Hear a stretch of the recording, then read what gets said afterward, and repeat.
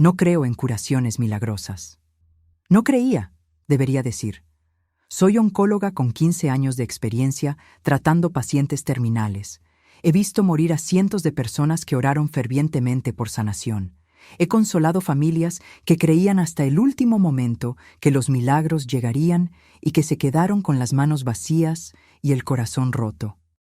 Cuando me diagnosticaron cáncer de ovario en estadio 3 el 8 de marzo de este año, mi reacción fue puramente científica. Analicé las estadísticas, evalué las opciones de tratamiento, calculé mis probabilidades de supervivencia con la frialdad clínica que había desarrollado durante años de dar noticias terribles a otros. Jamás oré por un milagro porque no creía que existieran. Y sin embargo, hace 5 meses, estando en mi cama de hospital preparándome para una cirugía que probablemente sería mi última oportunidad de vivir, la Virgen María entró a mi habitación a las 3 de la madrugada, puso sus manos sobre mi abdomen, y cuando desperté 6 horas después, mi cáncer había desaparecido completamente. Los médicos no tienen explicación. Los estudios postoperatorios no muestran rastro de las células cancerígenas que habían invadido mis ovarios, útero y múltiples ganglios linfáticos apenas 12 horas antes. Los oncólogos que me trataron han documentado mi caso como remisión espontánea inexplicable, porque no tienen otra categoría médica para clasificar lo que pasó. Pero yo sé exactamente qué pasó. Y después de 5 meses luchando con las implicaciones de esa experiencia, finalmente estoy lista para contarlo. Soy la doctora Isabel Cristina Maldonado. Tengo 46 años. Trabajo en el Instituto Nacional de Cancerología en Bogotá, Colombia, y hasta marzo de este año me enorgullecía de mi reputación como la oncóloga más racional, más objetiva, más científicamente rigurosa del hospital. Era conocida por dar pronósticos honestos sin falsa esperanza, por enfocarme en calidad de vida cuando la cantidad ya no era viable, por ayudar a familias a aceptar realidades médicas difíciles sin recurrir a fantasías consoladoras. Nunca mentí a mis pacientes sobre sus probabilidades. Nunca alimenté ilusiones sobre tratamientos alternativos. Nunca permití que mis propias emociones interfirieran con mi juicio clínico. Era exactamente el tipo de médico que yo habría querido tener si alguna vez me enfermaba gravemente. Mi especialización era cáncer ginecológico, específicamente casos avanzados donde el objetivo era prolongar vida con dignidad más que lograr curas permanentes. Durante 15 años había visto de cerca el cáncer de ovario en todas sus etapas. Había estudiado cada tratamiento disponible. Había participado en múltiples ensayos clínicos experimentales. Sabía, mejor que nadie, que el cáncer de ovario en estadio 3 tiene una tasa de supervivencia a 5 años del 30%. Sabía que cuando se ha extendido a múltiples órganos abdominales, como mostraban mis propios estudios, las opciones de tratamiento son limitadas y los resultados generalmente decepcionantes. Cuando la doctora Esperanza Ruiz, mi colega y amiga de 20 años, me llamó a su oficina para darme los resultados de mi biopsia, vi en sus ojos exactamente la misma expresión que yo había tenido miles de veces cuando daba noticias similares a otros. Isabel, me dijo con esa voz cuidadosamente controlada que usamos los oncólogos cuando tenemos que ser portadores de noticias devastadoras, necesitamos hablar sobre los resultados. Ya sabía lo que iba a decirme antes de que abriera la carpeta con mis estudios. Los síntomas que había estado experimentando durante meses, el dolor abdominal que atribuía al estrés, la hinchazón que pensaba era menopausia prematura, la fatiga que achacaba al exceso de trabajo, todo tenía sentido ahora. ¿Qué tan avanzado?, le pregunté directamente, porque entre colegas no necesitábamos el lenguaje suavizado que usábamos con pacientes. Estadio 3, extensión significativa. Va a necesitar cirugía de citorreducción seguida por quimioterapia agresiva. Recibí la noticia con la misma compostura profesional que había mantenido durante años. Analicé las opciones de tratamiento, discutí los protocolos de quimioterapia, programé las citas necesarias. Era como observarme a mí misma desde afuera, aplicando mi expertise médica a mi propia condición terminal. Esa noche sola en mi apartamento, me permití exactamente 1 hora de colapso emocional. Lloré por los años que probablemente no vería, por los viajes que nunca haría, por los libros que no escribiría, por la investigación que dejaría inconclusa. Después de esa hora, volví al modo médico. Investigación exhaustiva, segunda opinión, planificación de tratamiento. Durante las siguientes semanas, mientras me preparaba para la cirugía, mantuve mi rutina normal de trabajo, tanto como me permitía mi condición física. Seguí viendo pacientes, seguí participando en juntas médicas, seguí siendo la doctora Maldonado que mis colegas conocían, competente, racional, emocionalmente controlada. Pero algo extraño empezó a pasar durante esas consultas con pacientes. Por primera vez en mi carrera, empecé a entender de una manera visceral, no solo intelectual, lo que significaba recibir un diagnóstico de cáncer terminal. Empecé a ver en los ojos de mis pacientes el mismo miedo que yo sentía en las madrugadas cuando despertaba pensando en mi propia mortalidad. Una paciente en particular me impactó profundamente. María del Carmen Vázquez, una mujer de 58 años con cáncer de ovario similar al mío, pero más avanzado. Durante su consulta, me preguntó algo que nunca antes me habían preguntado de manera tan directa. «Doctora», me dijo, «¿usted cree en los milagros?». Mi respuesta automática habría sido explicarle la diferencia entre esperanza realista y pensamiento mágico, entre tratamiento médico basado en evidencia y creencias sin fundamento científico. Pero en lugar de eso, me quedé callada por unos segundos, procesando por qué esa pregunta me había tocado de una manera diferente. «¿Por qué me pregunta eso, señora María del Carmen?», le respondí. «Porque necesito creer que hay algo más allá de lo que los doctores pueden hacer. Porque tengo nietos que quiero ver crecer, y las estadísticas que usted me dio no me dan mucha esperanza». Esa conversación me acompañó durante días. Por primera vez en mi carrera, había visto mi propia práctica médica desde la perspectiva del paciente desesperado. Había sentido en carne propia la insuficiencia de la medicina para ofrecer consuelo real frente a la mortalidad. La cirugía estaba programada para el 15 de mayo.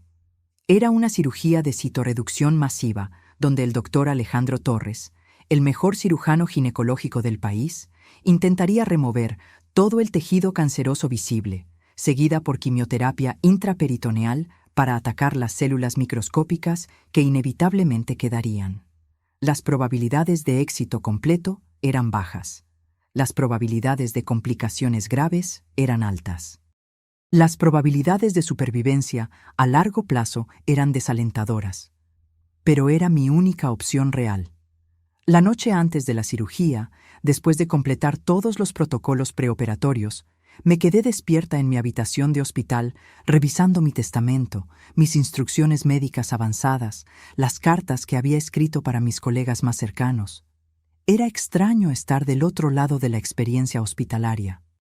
En lugar de ser la doctora que entraba y salía dando órdenes y revisando historias clínicas, era la paciente acostada en la cama, esperando que otros decidieran mi destino. Era una lección de humildad que nunca había esperado necesitar. Alrededor de las 2 de la mañana, después de horas de dar vueltas en la cama sin poder dormir, decidí levantarme y caminar por los pasillos del hospital. Era algo que había hecho miles de veces como médico, pero nunca como paciente en bata de hospital con una pulsera de identificación en la muñeca. Los pasillos estaban casi vacíos, iluminados solo por luces de emergencia. Caminé hacia la capilla del hospital, un espacio pequeño que había visto miles de veces, pero donde nunca había entrado. No por falta de respeto hacia la fe de otros, sino simplemente porque no era parte de mi mundo conceptual. Esa noche, por primera vez en décadas, entré. La capilla era simple, silenciosa, con bancos de madera y una imagen de la Virgen María al frente. Me senté en la última fila, no para orar, sino simplemente para estar en un espacio diferente, para procesar lo que estaba a punto de enfrentar. No sabía cómo orar. Durante años había visto a familiares de pacientes orar fervientemente en esa misma capilla. Había sido testigo de su fe desesperada. pero nunca había entendido cómo funciona la oración para alguien que no ha crecido con esa práctica. Así que en lugar de orar, simplemente hablé en voz baja, como si estuviera teniendo una conversación con la imagen de la Virgen. No sé si existes, le dije. No sé si escuchas estas conversaciones. Pero si existes, si hay algo más allá de lo que puedo ver o medir científicamente, necesito ayuda. No necesariamente un milagro, porque sé que la mayoría de la gente que pide milagros no los recibe. Pero necesito fortaleza para enfrentar lo que viene y sabiduría para aceptar cualquier resultado con dignidad. Era la conversación más honesta que había tenido en años, tal vez en décadas. Sin jerga médica, sin análisis científico, sin la armadura profesional que había construido alrededor de mis emociones. Me quedé en la capilla hasta las 4 de la mañana, no orando en el sentido tradicional, sino simplemente estando presente en un espacio que permitía vulnerabilidad de una manera que mi vida normal no permitía. Cuando regresé a mi habitación, logré dormir por primera vez en días. Desperté a las 6 porque la enfermera había entrado a tomar signos vitales y prepararme para la cirugía. Pero algo era diferente. En lugar de la ansiedad que había sentido durante semanas, tenía una calma extraña, una sensación de que fuera cual fuera el resultado de la cirugía, iba a estar bien. «¿Cómo se siente esta mañana, doctora?», me preguntó la enfermera Patricia, quien me había estado cuidando durante mi hospitalización. «Diferente», le respondí honestamente. «No sé cómo explicarlo, pero diferente». Media hora después, mientras esperaba que llegara el equipo de transporte para llevarme al quirófano, sucedió algo que cambió mi vida para siempre. Estaba acostada con los ojos cerrados, no dormida pero en un estado de relajación profunda, cuando sentí una presencia en la habitación. No era dramática o sobrenatural en su presentación. Era simplemente la sensación clara de que alguien había entrado y estaba parado junto a mi cama. Abrí los ojos y vi a una mujer joven, de unos 30 años, vestida con una bata blanca que al principio pensé que era de otro médico. Pero su presencia era diferente a la de cualquier personal médico. Irradiaba una calma profunda, un amor incondicional que llenaba toda la habitación. ¿Puedo?, me preguntó, señalando hacia mi abdomen con una sonrisa que contenía toda la compasión del mundo. Sabía, sin lugar a dudas, que era la Virgen María. No por alguna identificación dramática o aparición sobrenatural obvia, sino por la calidad única del amor que emanaba de ella. Era el tipo de amor maternal perfecto que había visto reflejado en los ojos de madres devotas, pero multiplicado infinitamente. Asentí, incapaz de hablar. Puso sus manos suavemente sobre mi abdomen, exactamente donde sabía que estaba localizado mi cáncer. Sus manos eran cálidas, reales, completamente físicas. No había luces dramáticas o fenómenos sobrenaturales visibles. Era simplemente una mujer joven tocando mi vientre con una ternura infinita. Durante los 5 o 10 minutos que mantuvo sus manos ahí, sentí una calidez que se extendía desde el punto de contacto hacia todo mi cuerpo. No era una sensación mística abstracta, sino algo físico, tangible, como si energía sanadora estuviera fluyendo directamente hacia las áreas enfermas. También sentí algo que nunca había experimentado antes: perdón completo hacia mí misma. Perdón por los años de descuidar mi salud emocional en favor del éxito profesional. Perdón por la dureza emocional que había desarrollado para protegerme del dolor de ver morir pacientes constantemente. Perdón por haber perdido la capacidad de maravillarme ante los misterios de la vida y la muerte. «Ya está», me dijo suavemente, retirando sus manos. «El miedo puede irse ahora». Y después de darme una sonrisa que contenía toda la esperanza del mundo, simplemente ya no estaba ahí. Media hora después llegó el equipo de transporte para llevarme al quirófano. Pero cuando el doctor Torres hizo la primera incisión y empezó la exploración abdominal, lo que encontró no coincidía con ninguno de los estudios preoperatorios. «Isabel», me dijo más tarde, cuando desperté de la anestesia, «necesito entender qué pasó. Los estudios de ayer mostraban enfermedad extensa».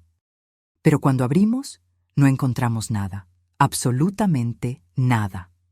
Durante los días siguientes, me sometieron a cada estudio imaginable: tomografías, resonancias, marcadores tumorales, biopsias de áreas que habían mostrado enfermedad en estudios previos. Todo era normal, no solo mejorado, sino completamente normal, como si nunca hubiera tenido cáncer. El doctor Torres reunió a un panel de oncólogos para revisar mi caso. Compararon las imágenes preoperatorias con los estudios postoperatorios, revisaron los protocolos de laboratorio, consideraron la posibilidad de errores de procedimiento o identificación de muestras. No encontraron explicación médica para lo que había pasado. En 30 años de cirugía oncológica, me dijo el doctor Torres, nunca había visto una remisión tan completa y tan súbita.